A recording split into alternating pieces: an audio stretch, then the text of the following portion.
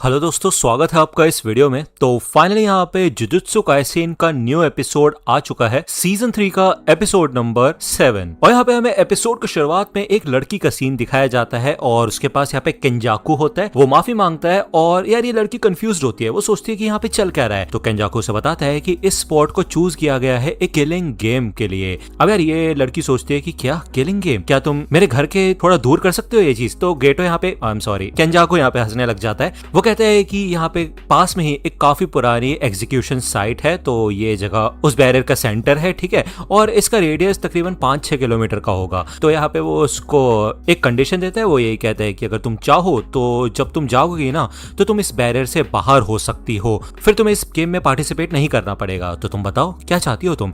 तो ये लड़की सोचती है कि क्या हम एक ड्रीम में हैं। तो केंजाकू कहते हैं नहीं, ड्रीम और रियलिटी के बीच की जगह कर्स। तो यहाँ पे वो उसका हाथ पकड़ के अपने साथ लेके जाने लग जाता है। हमें दिखाया जाता है कि जब वो यहाँ से जा रहे होते हैं तो आसपास काफी सारे कर्सेस होते हैं। एंड केंजाकू उसे कहता है कि मैं तुम्हारा शुक्रिया अदा करना चाहता था सासाकी कि तुम मेरे बेटे की दोस्त बनी।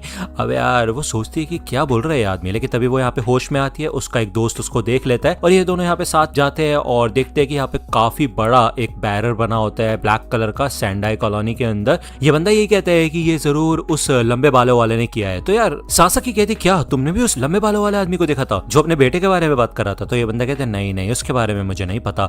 तो यार वो सोचती है और फिर वो इटाडोरी को याद करती है। दूसरा यहाँ पे हमें दिखाया जाता है कि किंजी को बता दिया गया होता है कि गोजो को सील कर दिया गया है। अब उसे ये बात बिल्कुल समझ नहीं आ रही होती, मतलब वो भरोसा नहीं कर पाता इस बात पे। तो पांडा इसी के ऊपर एक और बात बता देता है कि प्रिंसिपल मर चुका है, यानी कि प्रिंसिपल यागा। और वो ये कहता है कि मुझे माफ करना कि मैंने तुम लोगों को पहले ये बात नहीं बताई थी, क्योंकि शिबुया इंसिडेंट के बाद हायर अप्स के बीच में काफी सारी प्रॉब्लम्स आ गई थी जिस वजह से ये सीन हुआ। लेकिन इटाडोरी इसका इल्जाम तुम अपने ऊपर मत लेना। तो किंजी यहाँ पे तैयार हो जाता है कलिंग गेम्स में इन लोगों का साथ देने के लिए, लेकिन वो कहता है कि मैं तुम्हारी कोई मदद नहीं कर रहा हूँ, ये हम एक डील कर रहे हैं। मैं तुम्हारी मदद करूंगा कलिंग गेम्स को खत्म करने के लिए, उसके बाद तुम मेरी मदद करोगे। तो बेसिकली उसका मेन मकसद होता है जुजुत्सु रेगुलेशंस में रिवीजन लेके आना। और वैसे भी अब तो कर्सेस के बारे में पूरी दुनिया को पता चल चुका है, तो ये चीज काफी ज्यादा आसान हो जाएगी। तो मेगुमी कहता है कि वैसे चाहे कुछ भी हो मुझे लगता है ये काफी ज्यादा मुश्किल होगा। तो किंजी कहता है कि तुम्हें क्या पता, सी अर्चिन जैसे दिखने वाले सर वाले। तो मेगुमी कहता है क्योंकि मैं हेड हूँ ज़ेनिन क्लैन का। अब यार ये सुन के तो किंजी एकदम शॉक हो जाता है, साइड में आके बैठ जाता है। कहता है भाई भाई भाई भाई रुको, क्या सच में ये बंदा ज़ेनिन क्लैन का अगर हेड है, बिग 3 फैमिली में से एक अगर मेरे साथ हो गई तो भाई जुजुत्सु के रेगुलेशंस को रिवाइज कराना काफी ज्यादा आसान हो जाएगा। भाई मजा आ गया। तो वो यहाँ पे मुड़ते और कहते हैं कि क्यों ना हम दोनों दोस्त बन जाएं। लेकिन हमें बताया जाता है कि उसके अगले दिन ही यहाँ पे माकी ने पूरे ज़ेनिन क्लैन को मार के खत्म कर दिया था लिटरली। अब यार इनका तो कट गया। लेकिन तभी यहाँ पे हमें दिखाया जाता है कि कोगाने इधर आ जाता है और ये वही सीन है जब हमें बताया जाता है कि रूल नंबर 9 ऐड कर दिया गया है कि सारे प्लेयर्स एक दूसरे प्लेयर्स के नाम, पॉइंट्स और नंबर ऑफ रूल्स कितने ऐड किए उन लोगों ने और किस कॉलोनी के अंदर वो है, सारी इंफॉर्मेशन देख सकते हैं।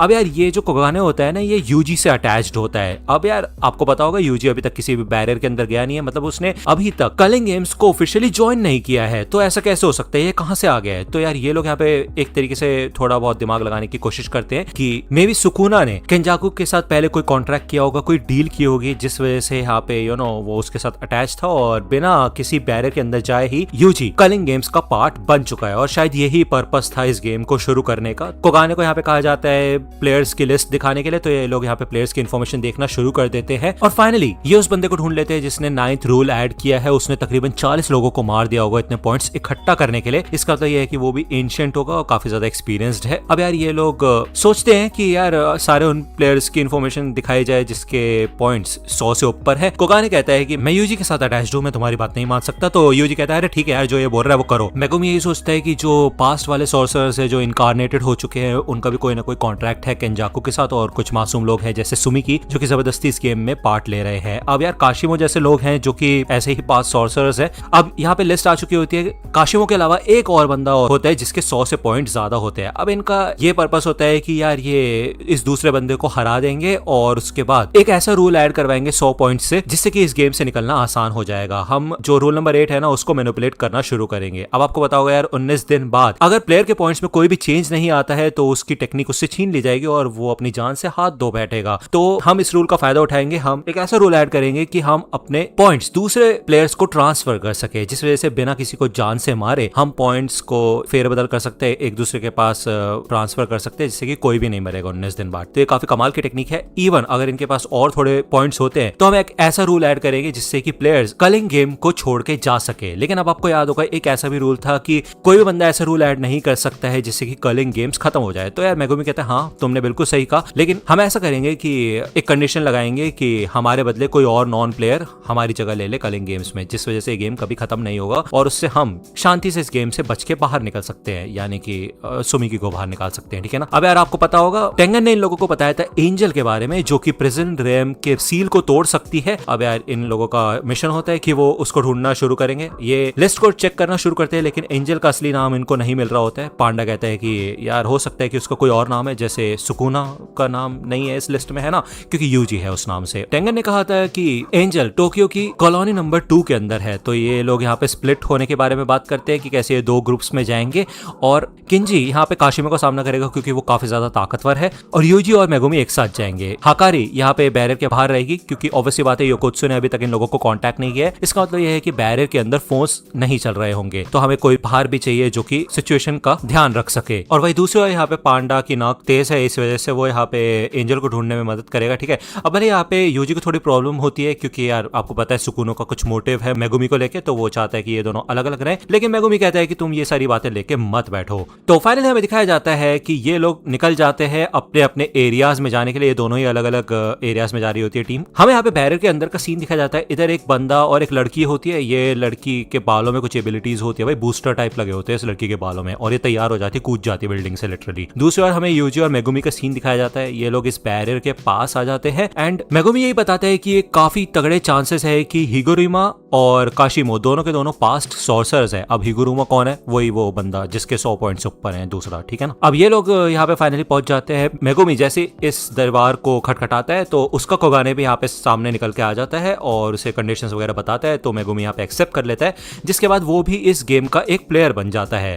कोगाने उसे कहता है कि क्या तुम रूल्स जानना चाहते हो? तो मेगुमी कहता है नहीं, कोई जरूरत नहीं है, ठीक है, क्योंकि उसको पहले से पता है रूल्स। अब ये लोग कहते हैं कि सबसे पहले ये लोग हिगुरुमा के बारे में इन्फॉर्मेशन कलेक्ट करेंगे और फिर मिलेंगे। तो यार ये जैसे ही अंदर जाते हैं हमें यहाँ पे एक रूल बताया जाता है कि जैसे कोई भी प्लेयर कलिंग गेम के बैरियर के अंदर घुसता है तो वो रैंडमली पहले से ही डेजिग्नेटेड लोकेशंस पे ट्रांसपोर्ट हो जाता है, मतलब टेलीपोर्ट हो जाता है। ऐसी 9 अलग अलग लोकेशंस है, ठीक है, रैंडमली कहीं भी चला जाता है।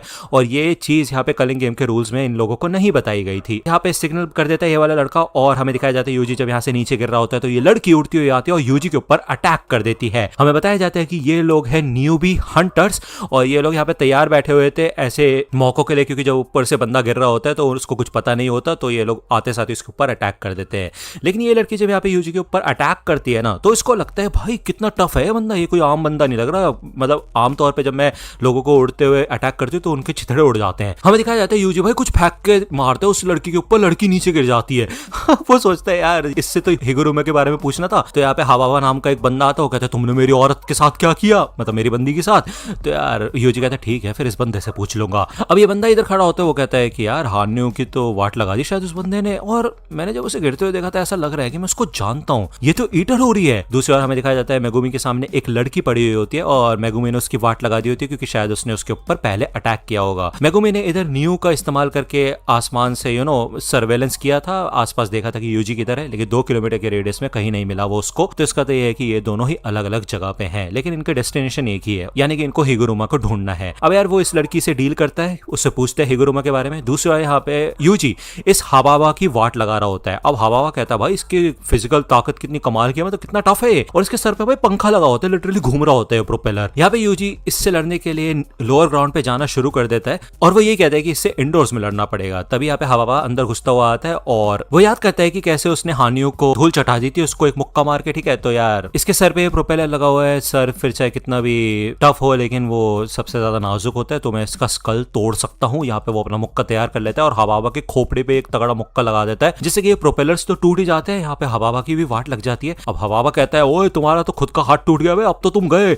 लेकिन यहाँ पे छूटते साथ ही यूजी उसके टांगों के बीच में लात मार देता है और उसका खेल खत्म कर देता है। वो कहता है कि मेरा हाथ नहीं टूटा है, ठीक है ना। तो यार ये लड़की जो होती है मेगुमी से कहती है ठीक है फिर मैं तुम्हारी मदद करने के लिए तैयार हूँ, लेकिन क्या प्लीज उसके बदले तुम मेरे नाइट बनोगे, बताओ ना प्लीज बताओ ना। तो मेगुमी कहता है हाँ ठीक है चलो आगे बढ़ो। तो यार वो उससे अपने पीछे पीछे लेके जाने लग जाती है। पीछे से वो वाला बंदा आ जाता है दूसरा वाला और यूजी को कहता है ओए यूजी क्या मैं तुम्हें याद हूँ? तो यूजी कहता है नहीं, हो कौन तुम? तो ये बंदा कहता है मुझे माफ करना, तुम बहुत ज्यादा फेमस हो, मैं तुम्हें जानता हूँ। ये लड़की बताती है कि उसको 12 दिन हो चुके हैं यहाँ पे, और ऑब्वियसली बात है यार, अगर कोई उसके ऊपर हमला करेगा तो उसे लड़ना तो पड़ेगा ही, वरना ये लोग अपनी जान से हाथ धो बैठ सकते हैं। हमें दिखाया जाता है कि ये लड़की और लड़का दोनों ही मेगुमी और यूजी को अपने पीछे पीछे लेके जा रहे होते हैं। मेगुमी को थोड़ा सा शक होता है इसके ऊपर, और वो कहता है कि तुम मुझे बताओ तो सही, तुम जा कहाँ रही हो? तो ये लड़की कहती है कि मैं तुम्हें नहीं बता सकती, क्योंकि फिर तो तुम मुझे जान से मार के खुद ही चले जाओगे ना वहां पे। तो यार ये दोनों यहाँ पे थोड़ी सस्पिशियस एक्टिविटीज कर रहे होते हैं, और दोनों ही बताते हैं कि हिगुरुमा इस जगह पे है। दोनों ही अलग जगहों के नाम लेते हैं, मतलब ये दोनों ही मिले हुए हैं। ये एपिसोड यहीं पे खत्म हो जाता है। नेक्स्ट